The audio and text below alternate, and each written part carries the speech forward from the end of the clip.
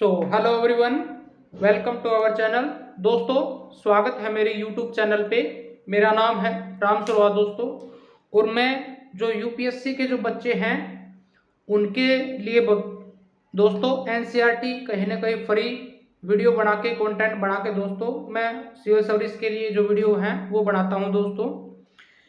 दोस्तों हमने स्वागत है। अगर आप मेरे YouTube पे नए हो तो कहीं ना कहीं आप मेरे को लाइक कर सकते हो। दोस्तों मैं ये वीडियो है YouTube पे दोस्तों जो सिविल सर्विस की तैयारी करते हैं, कहीं ना कहीं जो जिन्होंने अपना ड्रीम कहीं ना कहीं फ्यूचर में डिसाइड किया हुआ है, मैं उनके लिए ये वीडियो बनाता हूं। दोस्तों आप लोग दोस्तों इससे पहले मैंने एनसीईआरटी की जो क्लासेज हैं 6 to 8 दोस्तों जो हिस्ट्री की है, पॉलिटिकल की है या फिर जो अदर सब्जेक्ट हैं वो बना के दोस्तों अपलोड की हैं। आप जाके प्लेलिस्ट में कहीं ना कहीं उन वीडियो को भी देख सकते हैं। दोस्तों ये बिल्कुल पेड विदाउट पेड वीडियो हैं, इनके लिए आपको कुछ नहीं देना होगा, सिर्फ आप मेरे को व्यू दे सकते हैं, लाइक कर सकते हैं, और अगर नए हो तो सब्सक्राइब कर सकते हो। दोस्तों आइए दोस्तों आज की जो क्लास होगी हम उसमें पॉलिटिकल साइंस के चैप्टर नंबर 4 को पढ़ेंगे। दोस्तों चैप्टर नंबर 4 9th क्लास के पॉलिटिकल साइंस की दोस्तों चैप्टर नंबर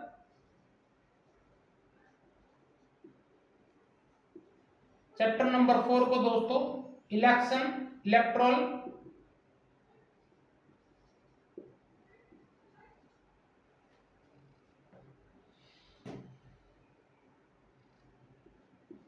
पॉलिटिक्स, इसमें इलेक्शन को पढ़ेंगे। दोस्तों इसमें दोस्तों जिस तरह से जो एक डेमोक्रेटिक कंट्री होता है उसको कहीं ना कहीं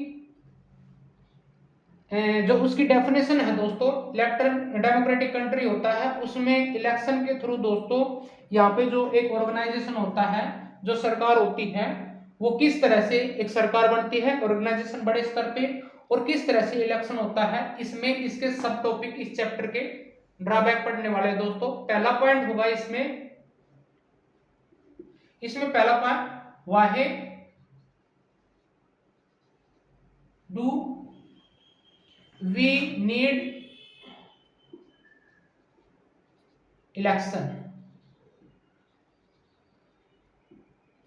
ठीक है, इसमें ये पढ़ेंगे कि हमारे को क्यों जरूरत है इलेक्शन के लिए। दोस्तों जिस प्रकार से दोस्तों हमारे इंडिया में 5 साल के लिए जो इलेक्शन होते हैं वो कहाँ कहाँ होते हैं, चाहे वो एमपी के इलेक्शन हो, चाहे एमएलए के इलेक्शन हो, लेजिस्लेटिव असेंबली दोस्तों जो स्टेट में कहीं ना कहीं इलेक्शन होते हैं, ये दोनों में दोस्तों सेंटर में और स्टेट में क्यों जरूरत है इसके बारे में पढ़ेंगे। ठीक है, इलेक्शन क्यों जरूरी है दोस्तों। सेकंड पॉइंट में पढ़ेंगे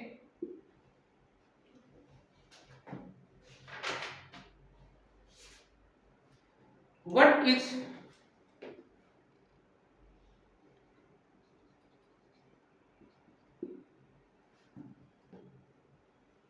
इज आवर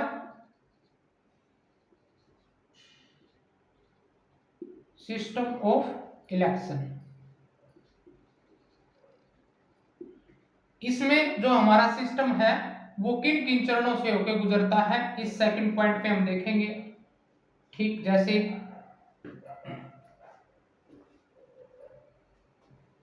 जो हमारे देश की जो कॉन्स्टिट्यूएंसी है वो किस में बटी हुई है, इलेक्शन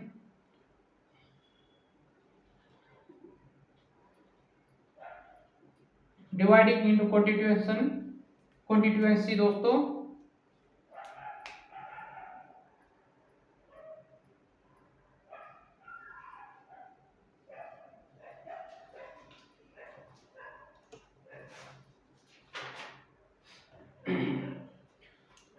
वोटर लिस्ट कैसे तैयार होती है दोस्तों, इसमें हम आगे देखेंगे कौन कौन से चरणों से गुजरता है वोटर लिस्ट। दोस्तों कैसे बनाई जाती है ये पढ़ेंगे। थर्ड पॉइंट में दोस्तों नॉमिनेशन ऑफ कैंडिडेट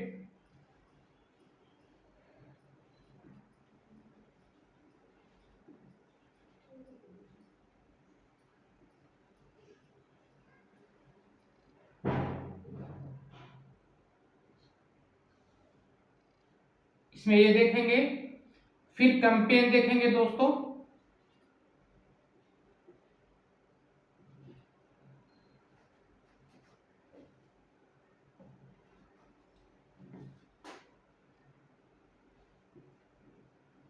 कैंपेन कैसे होता है, जैसे इलेक्शन को किस तरह से कैंपेन होता है, जो सोशल पार्टियां हैं दोस्तों वो करती हैं, ये देखेंगे इसमें। और लास्ट पॉइंट दोस्तों इसका रिजल्ट क्या होता है,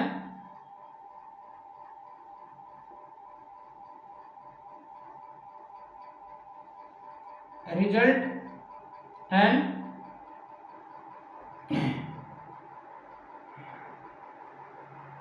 विनर पार्टी। किस तरह से जो पार्टी है दोस्तों वो बहुमत में आती है और किस तरह से इसका इलेक्शन जो पूरी तरह से होता है दोस्तों। और थर्ड पॉइंट में दोस्तों हम पढ़ेंगे जो हमारा इलेक्शन कमीशन है दोस्तों,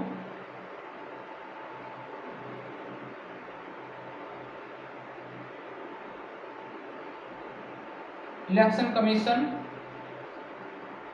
फंक्शन एंड इट्स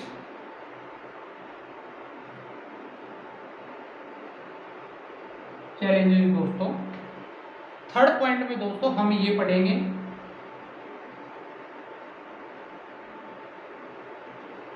तो आइए दोस्तों पहले पॉइंट को पढ़ते हैं। ये इस चैप्टर में हाईलाइट पॉइंट थे दोस्तों।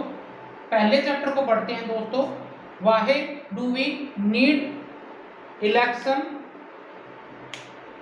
हमारे को दोस्तों एक डेमोक्रेटिक कंट्री में, एक स्टेट में, एक ऑर्गेनाइजेशन पे दोस्तों एक सरकार बनाई जाती है।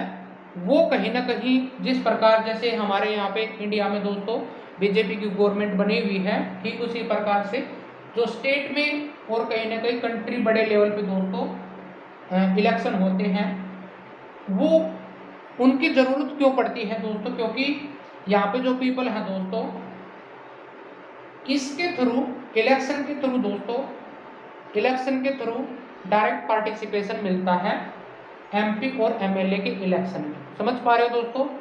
यहाँ पे अपने जो कॉन्स्टिट्यूएंसी होती है थ्रू कहीं ना कहीं एक जो इनकी सीट होती है दोस्तों, एक सीट होती है, वो रिप्रेजेंटेटिव दोस्तों वो दो लोगों के लिए काम करेगा और यहाँ पे चुना जाता है। इसकी जो पॉपुलेशन होती है उसके आधार पे दोस्तों बटी हुई होती है, कॉन्स्टिट्यूएंसी के आधार पे बटा हुआ होता है। और इसमें जो कहीं ना कहीं इलेक्शन होते हैं वो जरूरी क्यों होते हैं, क्योंकि इसमें डायरेक्ट पॉपुलेशन डायरेक्टली पार्टिसिपेट करती है। इसमें जो पॉइंट लिख सकते हैं दोस्तों,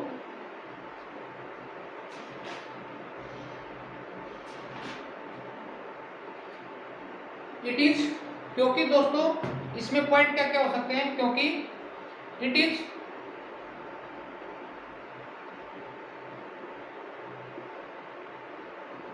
not possible for all people to take decision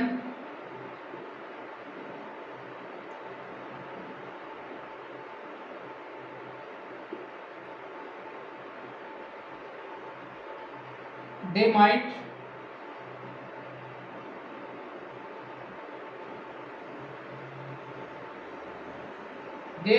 might not have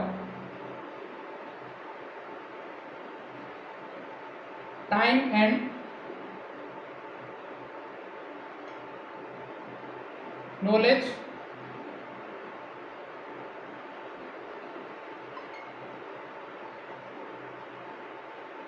to take decision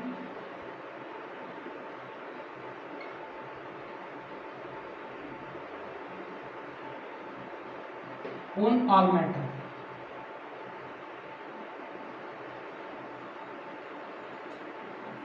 तो दोस्तों यहाँ पे जिस प्रकार से जब इंडिया को इंडिपेंडेंस मिली थी दोस्तों, उससे पहले भी चुनाव होने थे, तो यहाँ पे जो देश की जो पॉपुलेशन है, इसमें लोगों को दोस्तों इतना पढ़े लिखे नहीं हैं, लोग एजुकेटेड भी रहते हैं और नॉन एजुकेटेड भी पीपल रहते हैं दोस्तों, ठीक है। Non educated,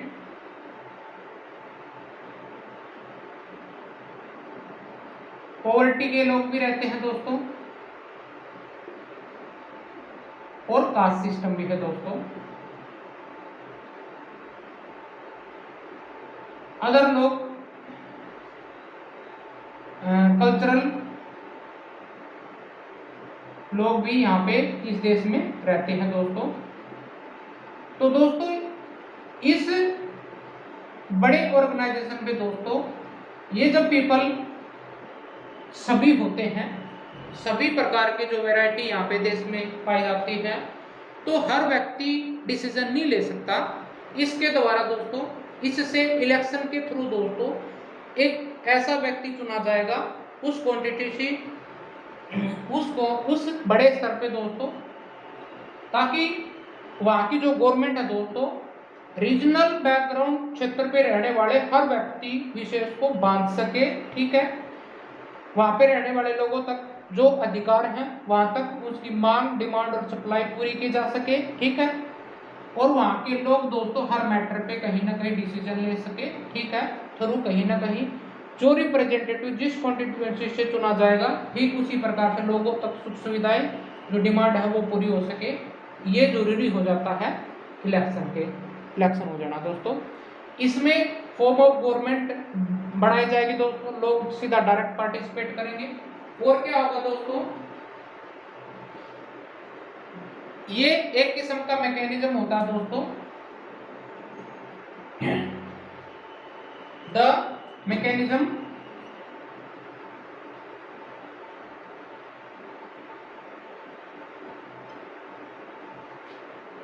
by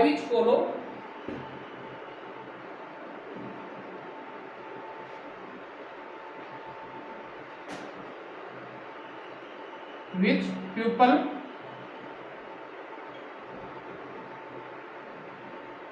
choose their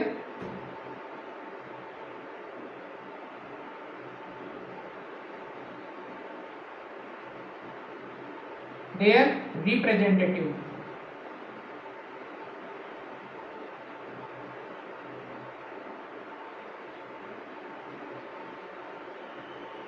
at regular interval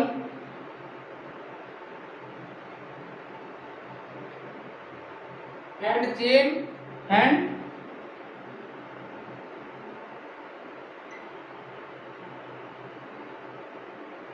change them if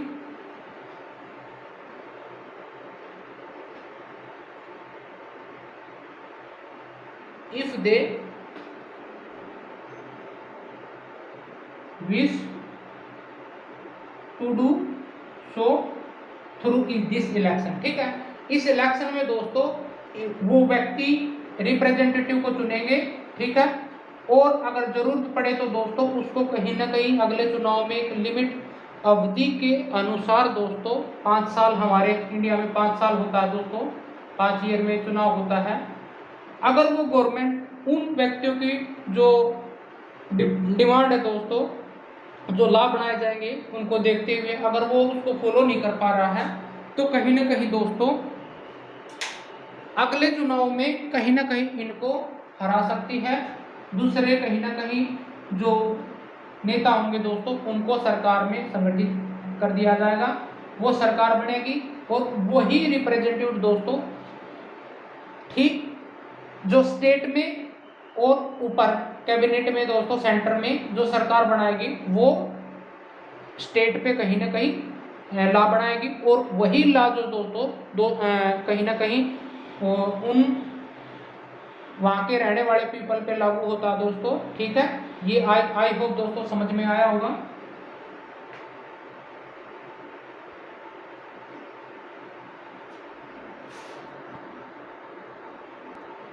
और ये जो पीपल होते हैं दोस्तों, एक उनका अपना वोट होता है और उस वोट की वैल्यू होती है दोस्तों। ये कहीं ना कहीं इलेक्शन के थ्रू दोस्तों, इस इलेक्शन के थ्रू दोस्तों गवर्नमेंट के राजनीतिक जो राइट्स हैं दोस्तों, उनको पाने के लिए ये राइट्स होते हैं, पॉलिटिकल राइट है दोस्तों। और adult universal adult franchise, universal through ये इलेक्ट्रिक कौन सी होती है इलेक्शन में दोस्तों, universal adult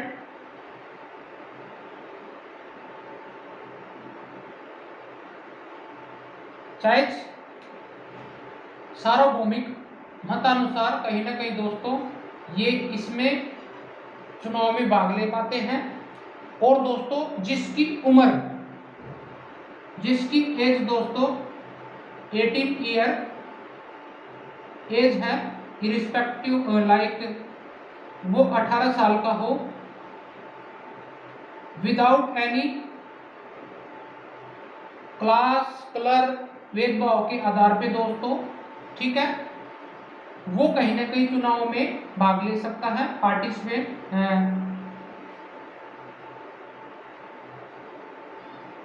participate election through the election.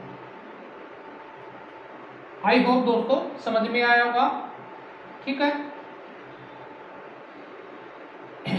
जिसकी 18 साल एज हो दोस्तों,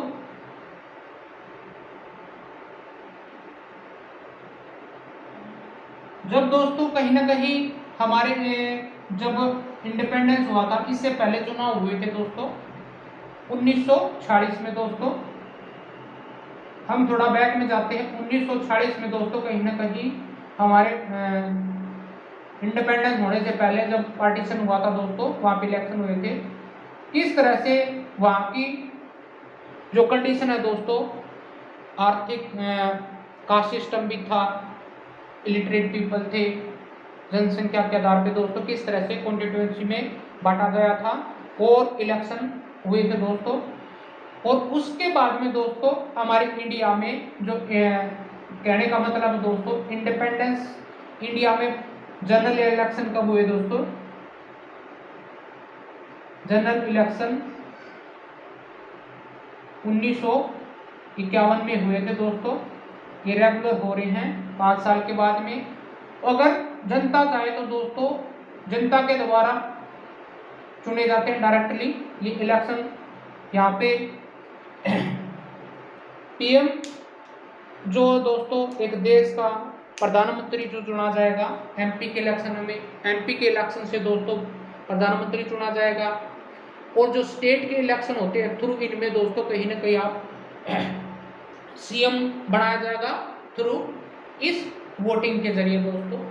इस पॉइंट में दोस्तों हमने जाना हमारे को इलेक्शन की क्यों जरूरत है, ठीक है, जनता क्यों पार्टिसिपेट करती है ये हमने पता किया, और कितनी उम्र होनी चाहिए।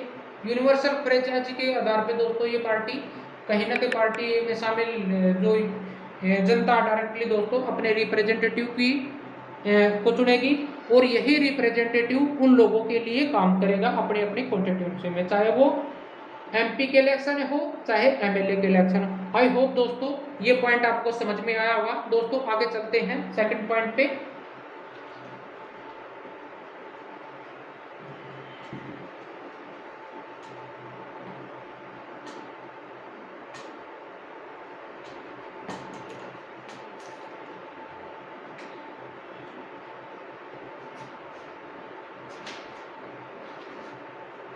सेकंड पॉइंट में दोस्तों हम पढ़ेंगे व्हाट इज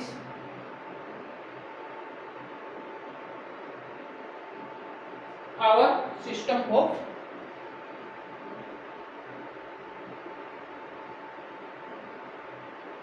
इलेक्शन। इसमें हम पढ़ेंगे दोस्तों किस तरह से जो कॉन्स्टिट्यूएंसी हैं वो डिवाइडेड होगी, constituency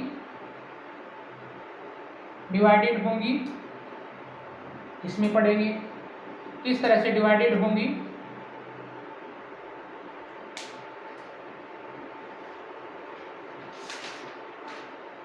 voter list election commission द्वारा दोस्तों किस तरह से कॉन्स्टिट्यूएंसी डिवाइडेड होंगी, वोटर लिस्ट कैसे बनेगी, वोटर लिस्ट कैसे बनेगी।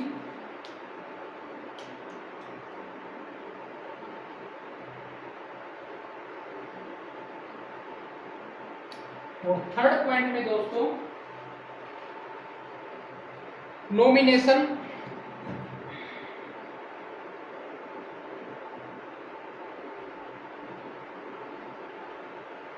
कैंडिडेट, जो चुनाव के लिए लड़ रहा है दोस्तों उसका नॉमिनेशन कैसा होना चाहिए, उसके लिए क्या क्या शर्त होनी चाहिए, और जो वोटिंग कर रहा है उसके लिए क्या क्या शर्त होनी चाहिए, इलेक्शन कमीशन डिसाइड करता है दोस्तों। और इलेक्शन के लिए कैंपेन कैसे होगा दोस्तों, ये कैंपेन ऑफ इलेक्शन दोस्तों किस तरह से सोशल मीडिया के थ्रू दोस्तों पोलिंग की जाती है, जनता का मत लिया जाता है, कैंपेन 48 घंटे से पहले चुनाव हो जाने चाहिए, ठीक है, कैंपेन बंद हो जाने चाहिए, कौन यहाँ पे कौन सी पार्टी का सिंबल ये है, परसेंटेज क्या रहेगा, ये कहीं ना कहीं एमपी और एमएलए के इलेक्शन जो स्टेट पार्टी है दोस्तों हमने देखा दोस्तों, ये होता है कैंपेन। और इसके बाद में दोस्तों किस तरह से रिजल्ट रहेगा, रिजल्ट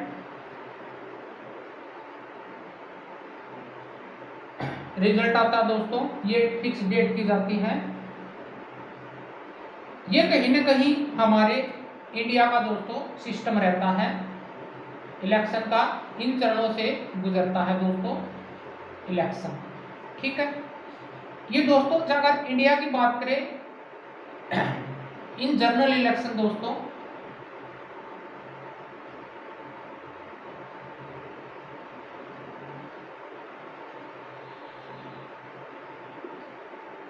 बाद में फर्स्ट कहीं ना कहीं आप देखोगे दोस्तों फर्स्ट जनरल इलेक्शन हुए थे 1991 में दोस्तों। तो इससे पहले दोस्तों ये जनसंख्या के आधार पे जो कॉन्स्टिट्यूएंसी हैं वार्ड में बटी होती हैं, ठीक है, विलेज लेवल पे, विलेज और शहरी टाउन पे दोस्तों, village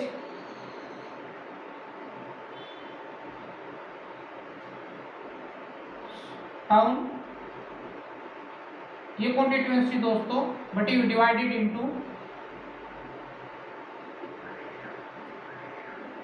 into constituency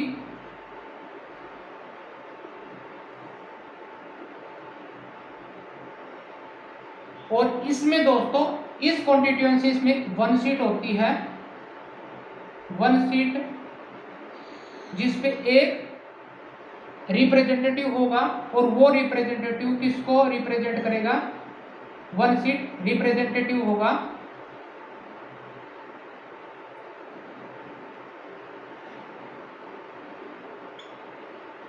representative people के लिए होगा, ठीक है। ये हमने देखा जिस कॉन्स्टिट्यूएंसी से वो जो सीट होती है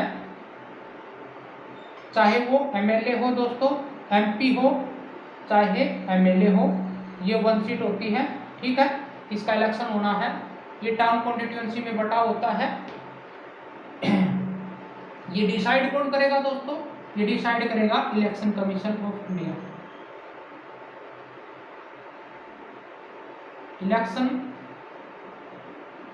कमीशन की गाइडलाइन होती है दोस्तों, चाहे वो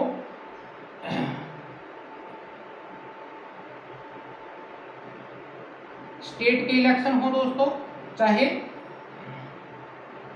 नेशन के हों, चाहे स्टेट इलेक्शन हो, ठीक है।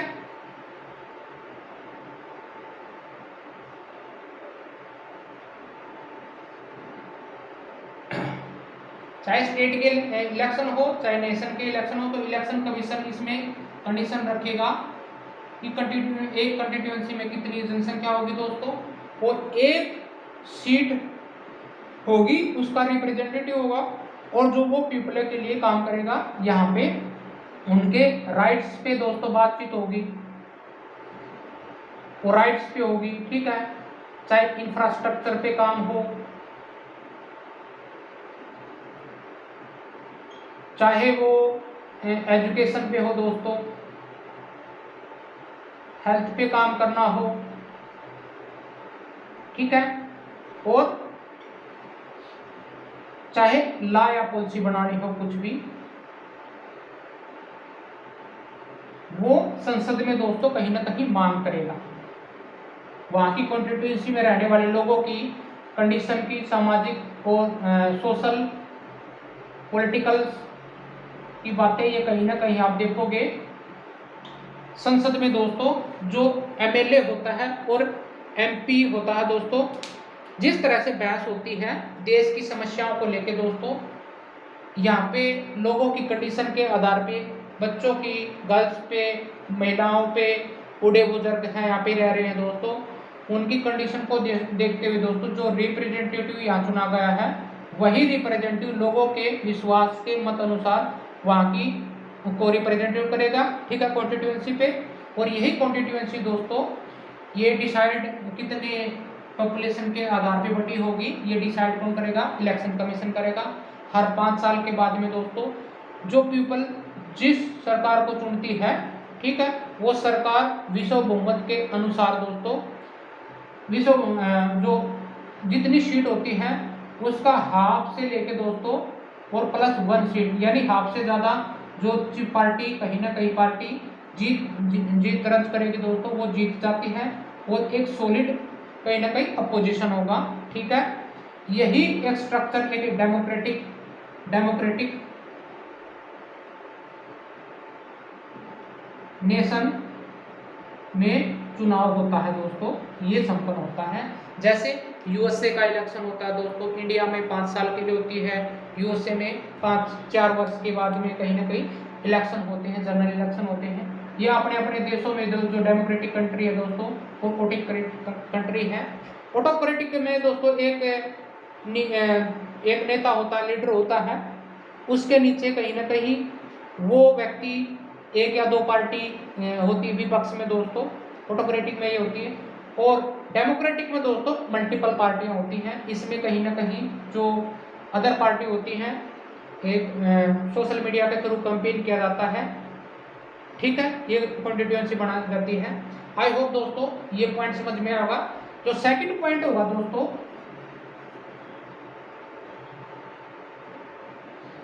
Voter list.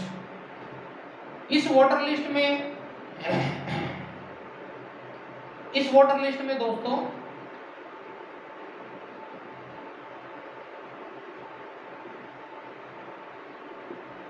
नाम आइडेंटिफिकेशन के तौर पे क्या होगा, आइडेंटिफिकेशन,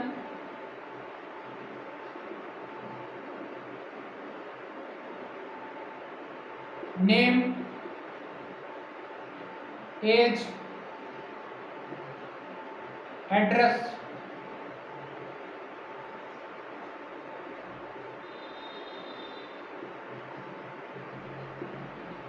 स्टेट, ठीक है, ये होते हैं।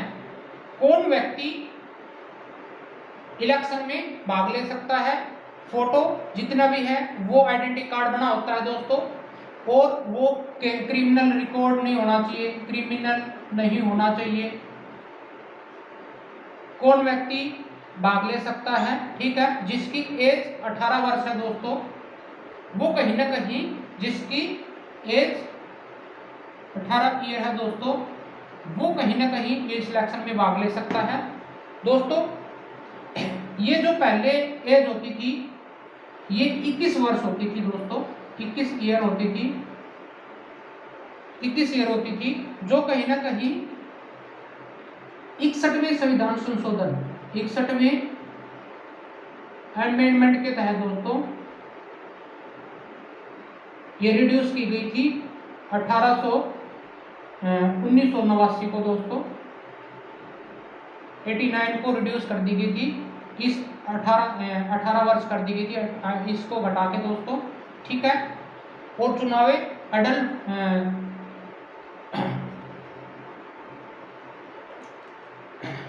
सार्वभौमिक मतानुसार दोस्तों वोटर लिस्ट के तहत उस कंस्टिट्यूएंसी में आना चाहिए, ठीक है।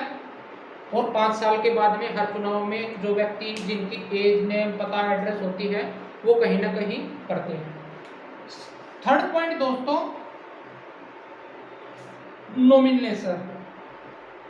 नॉमिनेशन में दोस्तों दोनों तरफ से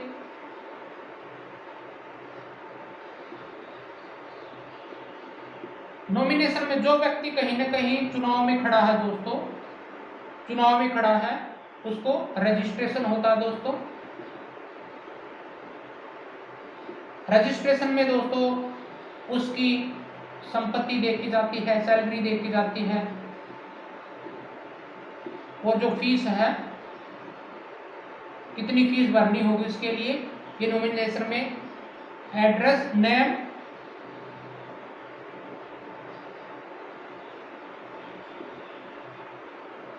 एड्रेस, नेम, उसकी फीस कितनी होनी चाहिए और वो किस पद पे नहीं होना चाहिए, ये कहीं ना कहीं डिसाइड किया जाता है।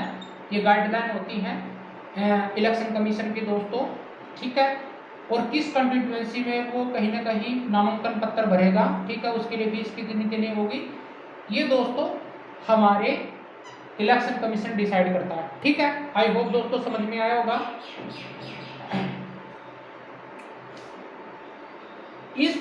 इसके बाद होता है दोस्तों जो टाइम दिया जाता है इस कैंपेन का दोस्तों, कहीं ना कहीं इलेक्शन कमीशन डिसाइड करेगा। Campaign decided by election commission, किस डेट को चुनाव होने हैं दोस्तों, और टाइम फिक्स करेगा विद इन 2 वीक्स में कहीं ना कहीं चुनाव संपन्न हो जाने चाहिए दोस्तों। पोलिंग बूथ होगी, और इस कंस्टिट्यूएंसी को दोस्तों जो व्यक्ति कहीं पे, चाहे वो एमएलए के इलेक्शन हो चाहे एमपी के इलेक्शन हो दोस्तों, इसमें चुनाव हो जाने चाहिए, ठीक है। समझ पा रहे हो दोस्तों, 2 वीक का टाइम दिया जाता है कैंप, और 48 घंटे 48 आवर में जो कैंपेन है क्लोज कर दिया जाता है दोस्तों। ये कहीं ना कहीं आपको पता होना चाहिए, जो इलेक्शन है वो बंद हो जाते हैं, ठीक है। और इसके बाद में दोस्तों जैसे रिजल्ट आता है, इस कैंपेन में दोस्तों रैलियां करेंगे, रैली होगी, कहीं ना कहीं कैंपेन होगा, जो भावी नेता होता है, जो जनता है, पीपल दोस्तों रैलियां करेंगी, जो नेता होता है रैलियां करेंगे, उसमें डिमांड की जाएंगी दोस्तों, डिमांड लोगों की समस्याओं को लेके वो लिखा जाता है, वो बताया जाता है आने वाले 5 सालों के अंदर हम क्या करवाएंगे, ये इस कैंपेन में होता है, ठीक है। और कई पार्टियां होती हैं जो दोस्तों माल प्रैक्टिसेस करती हैं,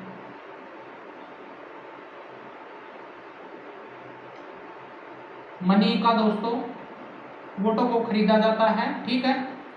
ये कहीं ना कहीं इलेक्शन कमीशन द्वारा इसमें पाबंदी लगाई जाती है दोस्तों, और ये डिसाइड किया जाता है दोस्तों कितना पैसा एमपी के इलेक्शन में दोस्तों, इससे ज़्यादा नहीं किया जा सकता, और एमएलए के इलेक्शन के लिए कितना पैसा ज़्यादा लगाया नहीं जा सकता।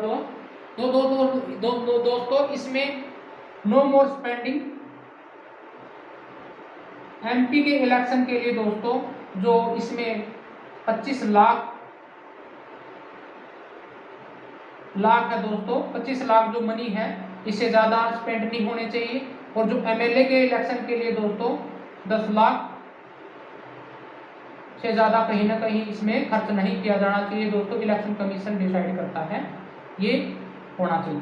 समझ पा रहे दोस्तों? एमपी और एमपी के लिए दोस्तों और एमएलए के लिए जो कहीं ना कहीं सभी स्टेटों में दोस्तों ये निर्धारित होगा। स्टेट और जिसमें लेजिस्लेचर है दोस्तों, जैसे दिल्ली है, ये कैंपेन ये हाईलाइट किसके द्वारा? कमीशन के द्वारा, इलेक्शन कमीशन के द्वारा दोस्तों। और लोकल जो कहीं ना कहीं रूरल में इलेक्शन होते हैं दोस्तों, किस तरह से जो स्टेट इलेक्शन कमीशन है दोस्तों वो गाइडलाइन किया जाता है, इनको कहीं ना कहीं जो व्यक्ति है वो फॉलो करेगा दोस्तों। सेकंड पॉइंट में हमने देखा किस तरह से कॉन्स्टिट्यूएंसी में डिवाइडेड होंगे, ठीक है, कितने कितने स्तर पे ये जो कॉन्स्टिट्यूएंसी बटी होगी, और उसमें दोस्तों एक सीट निर्धारित की गई है, वो रिप्रेजेंटेटिव करेगा किनके लिए? वहाँ के रहने वाले लोगों के लिए, ठीक है। आई होप दोस्तों समझ में आया होगा। कौन व्यक्ति नॉमिनेट होगा, उसकी एज कितनी होगी, उसकी वो देखेंगे, स्टेटस देखा जाता है दोस्तों, ठीक है, किस पद पे नहीं होना चाहिए। इसके बाद में कैंपेन होता है। कैंपेन में दोस्तों जो नेता होते हैं, जो भावी नेता होता है, जिस कॉन्स्टिट्यूएंसी में जिस स्टेट पे इलेक्शन होते हैं, अब दिल्ली के इलेक्शन हुए थे दोस्तों और एमपी के इलेक्शन हुए थे, उस समय दोस्तों ये कैंपेन रैलियां करवाएंगे, लोगों का व्यू पूछा जाएगा थ्रू कहीं ना कहीं सोशल मीडिया के थ्रू दोस्तों, सोशल मीडिया प्लेटफॉर्म के थ्रू कैंपेन होगा और नेता वहाँ पे रैलियां करेंगे। फिर रिजल्ट आता दोस्तों, रिजल्ट आने के बाद में किस पार्टी का बहुमत है, वो पार्टी कहीं ना कहीं रूलिंग बनेगी दोस्तों, और वो रूलिंग पार्टी जो बनी है दोस्तों, उनमें से अपने जो भावी नेता होगा उसको कहीं ना कहीं स्टेट में तो दोस्तों सीएम बनाया जाता है, और कहीं ना कहीं सेंटर में दोस्तों पीएम की दावेदारी होती है। और यही व्यक्ति जो पीपल है दोस्तों डायरेक्टली पीएम के इलेक्शन में और सीएम के इलेक्शन में पार्टिसिपेट होते हैं, ठीक है, और वो अपने अपने नेताओं को पदभार देंगे दोस्तों, सरकार बनेगी। और जनता चाहे तो उस जो सरकार बनी है दोस्तों, चाहे वो सरकार डेमोक्रेटिक हो चाहे ऑटोक्रेटिक हो, समझ पा रहे हो, अगर उसकी डिमांड और पूरी नहीं की जाती तो जनता उसको कहीं ना कहीं सरकार को भंग भी कर सकती है, भंग भी हो जाती है दोस्तों। फिर उसमें होगा क्या, जो मंत्री होगा या प्रधानमंत्री होगा दोस्तों, उसको कहीं ना कहीं डिसोल्यूशन हो जाएगा और सरकार कहीं ना कहीं दोबारा से रिइलेक्शन हो जाएंगे। विद इन 6 मंथ के दौरान दोस्तों वो इलेक्शन कराने जरूरी हैं। 6 मंथ का टाइम होता है दोस्तों रिइलेक्शन होने में, ठीक है। दोबारा से इलेक्शन होंगे, दोबारा से चुनाव होंगे दोस्तों, ये इलेक्शन करवाए जाएंगे किसके द्वारा? इलेक्शन कमीशन के द्वारा दोस्तों। और अगर इनमें कोई प्रॉब्लम आती है तो दोस्तों जो हमारी जुडिशरी है उसका भी कहीं ना कहीं योगदान होता है दोस्तों, इसके इलेक्शन को पूरी तरह से करवाने के लिए दोस्तों हमने ये देखा दोस्तों। आइए दोस्तों थर्ड पॉइंट को पढ़ते हैं।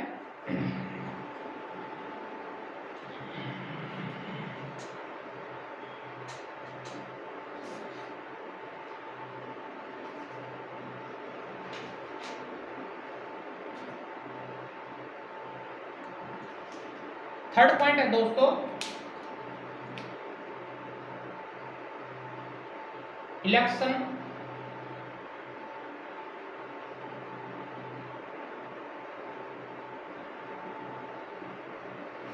फंक्शन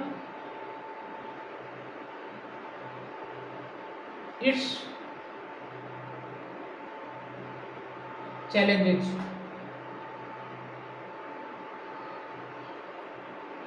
ठीक है, इस पॉइंट में दोस्तों हम पढ़ेंगे दोस्तों, इसमें हम एनसीईआरटी को ही रहने देंगे। इलेक्शन कमीशन किस आर्टिकल में है दोस्तों, गाइडलाइन क्या है उनके लिए, कौन पार्टी कौन सा सिंबल बनाएगी, ये कहीं ना कहीं हम बड़ी क्लासों में देखेंगे दोस्तों। इसके जो फंक्शन होगा दोस्तों, क्या करती है दोस्तों जो इलेक्शन कमीशन है, फंक्शन क्या होगा, इसका जो फंक्शन होगा दोस्तों, पहले हम फंक्शन को देखेंगे दोस्तों। इसके function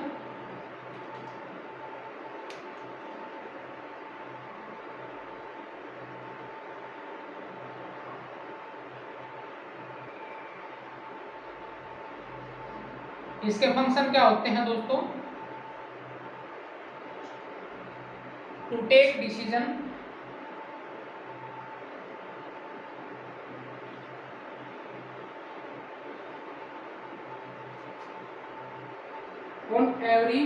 on aspect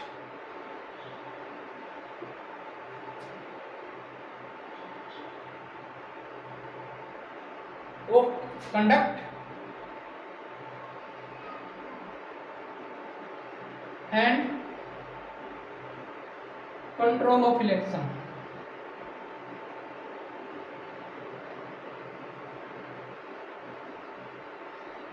I hope दोस्तों समझ में आया होगा। जो इलेक्शन कमीशन है दोस्तों, उसका पहला ही है फ्री एंड फेयर इलेक्शन करवाए जाए दोस्तों।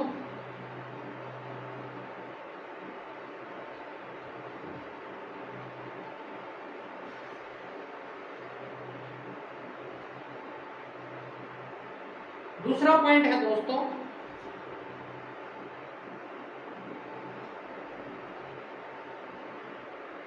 इट्स implement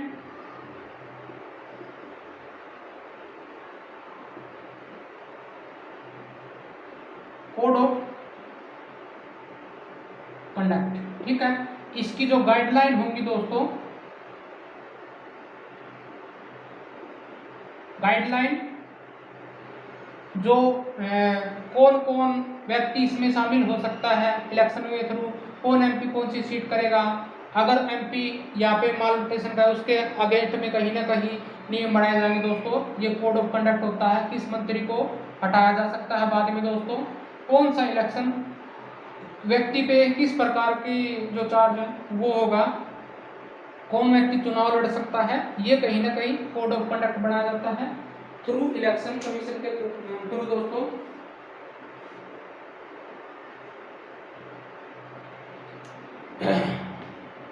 इसमें और पॉइंट होगा दोस्तों,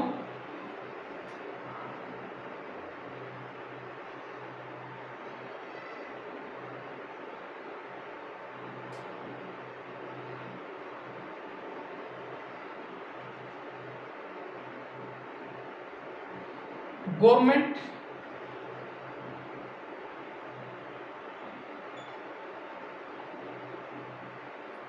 कैन फॉलो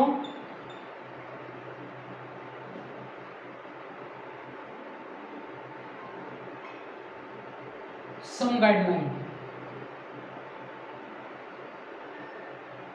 as well। ठीक है, तो दोस्तों इलेक्शन कमीशन द्वारा जो ऑफिशियल चुने जाते हैं दोस्तों, उन चुनाव को करवाने के लिए जगह जगह पे जैसे स्कूल कॉलेजेस हैं वहाँ पे पोलिंग बूथ बनाई जाएगी दोस्तों, उसमें उनका कर्तव्य है। ठीक है, चुनाव चिन्ह बांटना और कहीं ना कहीं ये फंक्शन दोस्तों ऑफिसर को अपॉइंटमेंट करना दोस्तों। ठीक है, ये समझ में आया होगा।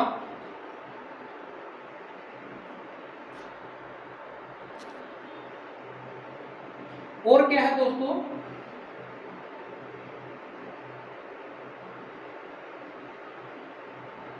ड्यूरिंग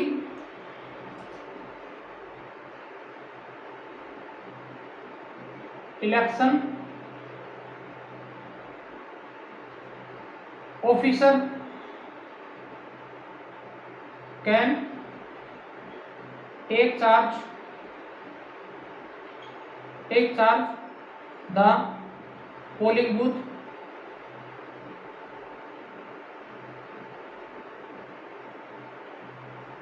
and control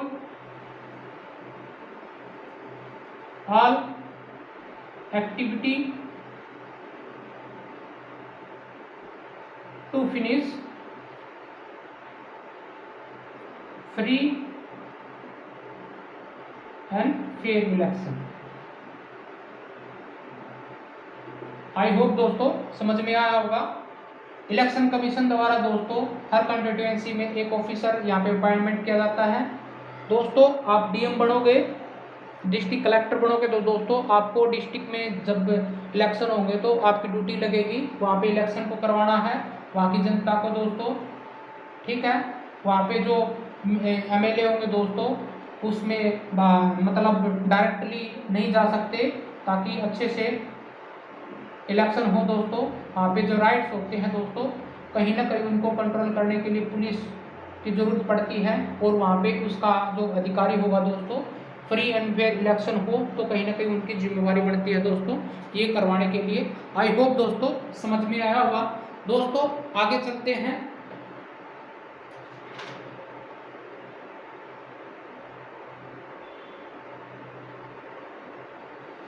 कई बार क्या होता है दोस्तों, जो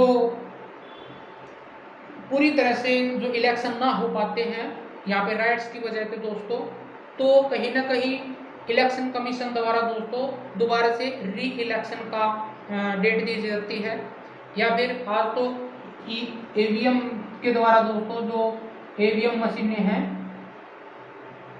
इलेक्ट्रिक वोटिंग मशीन के द्वारा दोस्तों चुनाव किया जाता है। इसमें रिकॉर्ड किया जाता है उनके नाम और सिंबल दोस्तों, नेम एंड सिंबल ये कहीं ना कहीं लिखे होते हैं दोस्तों, और ईवीएम के द्वारा रिकॉर्ड किया जाता है। उस डेट के दौरान रिजल्ट को अनाउंस किया जाता है दोस्तों। फिर बाद में जो रूलिंग पार्टी है दोस्तों, वो कहीं ना कहीं भारी मतों से विजयी होती है ये।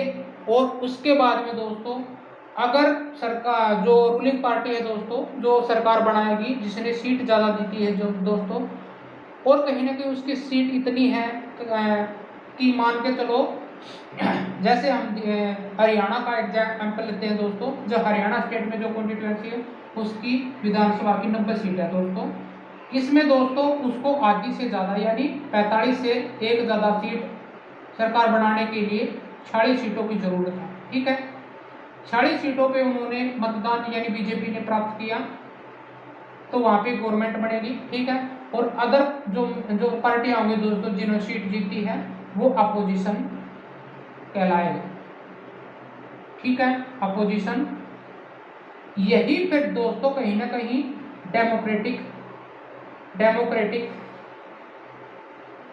नेशन बनता है, ठीक। एक डेमोक्रेटिक नेशन में जो ताकत क्या होती है, एक तो रूलिंग पार्टी हो, रूलिंग ऑर्गेनाइजेशन हो, और उसके अपोजिशन हो दोस्तों, वो डेमोक्रेटिक सब नेशन होता है। आई होप दोस्तों इसके फंक्शन हैं वो समझ में आए होंगे। आइए दोस्तों आगे चलते हैं, इसके चैलेंजेस पढ़ते हैं दोस्तों। इसके चैलेंज क्या होंगे?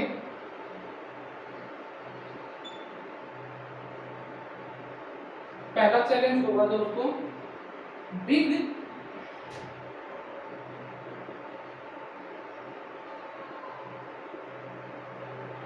Unfair advantage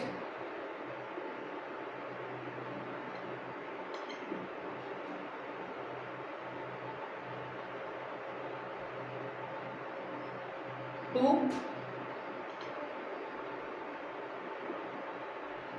candidate and party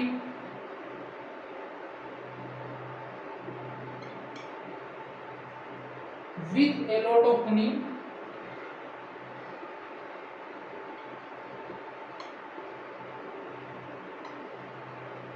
like जो बड़ी पार्टियां दोस्तों कहीं ना कहीं वो माल प्रैक्टिस करती हैं मनी का, वोट खरीदने का, ठीक है। उसको कंट्रोल करने कौन करेगा? इलेक्शन कमीशन दोस्तों। इसके लिए जिम्मेवारी बढ़ जाती है, इस कहीं ना कहीं ये चैलेंज का काम बनता है दोस्तों। और क्या होती है दोस्तों? Sometime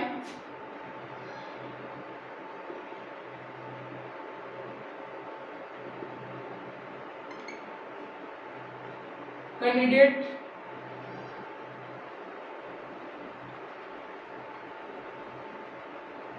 with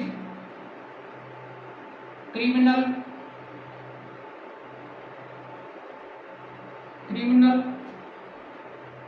connection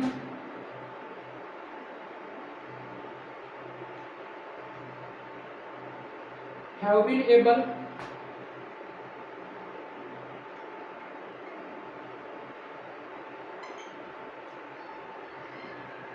to push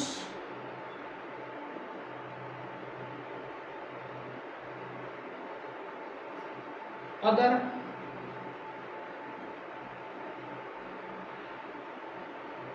out of electoral race. तो दोस्तों जो कैंडिडेट होता है यहाँ पे इलेक्शन लड़ता है दोस्तों, उसको कहीं ना कहीं दोस्तों उसके संबंध कनेक्शन दोस्तों क्रिमिनल से हो जाते हैं और यहाँ पे वो राइट्स करवाते हैं। ठीक है, राइट्स करवाते हैं, दंगे लड़ाई होती है, फाइट होती है दोस्तों। तो कहीं ना कहीं उनको रुकाने के लिए पुलिस की आवश्यकता होती है। यहाँ पे ऑफिशियल अपॉइंटमेंट होते हैं। एक चैलेंज ये भी रहा हुआ, ये रहता है दोस्तों, एक रहता है दोस्तों यहाँ पे जो कैंडिडेट होता है, candidate family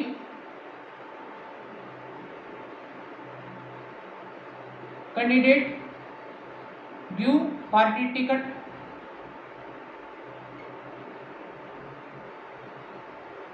to own relative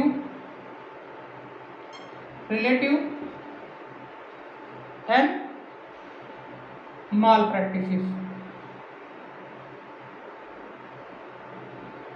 ठीक है, ये कहीं ना कहीं इसको भी कंट्रोल कौन करेगा? इलेक्शन कमीशन दोस्तों। ये चैलेंजेस होता है।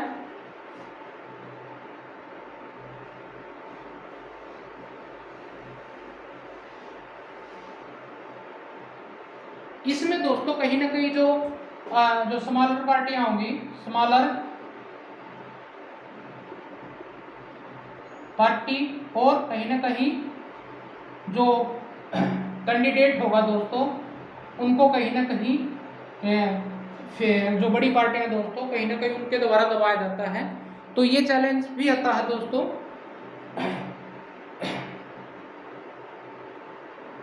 और इसके चैलेंज क्या हो सकते हैं दोस्तों?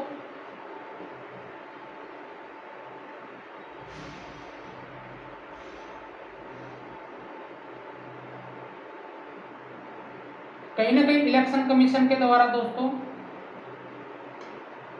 Distributive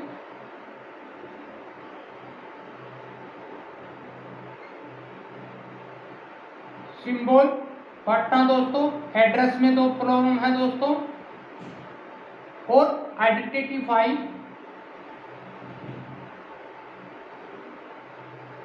candidate who want fight for vote, और जो कैंडिडेट जो वोट करता है दोस्तों उनको लेके कहीं ना कहीं ये एड्रेस की प्रॉब्लम है, सिंबल की प्रॉब्लम है, एज की प्रॉब्लम है, क्रिमिनल है, ये कहीं ना कहीं इलेक्शन कमीशन के द्वारा दोस्तों ये सारे के सारे चैलेंजेस उनको फेस करना पड़ता है।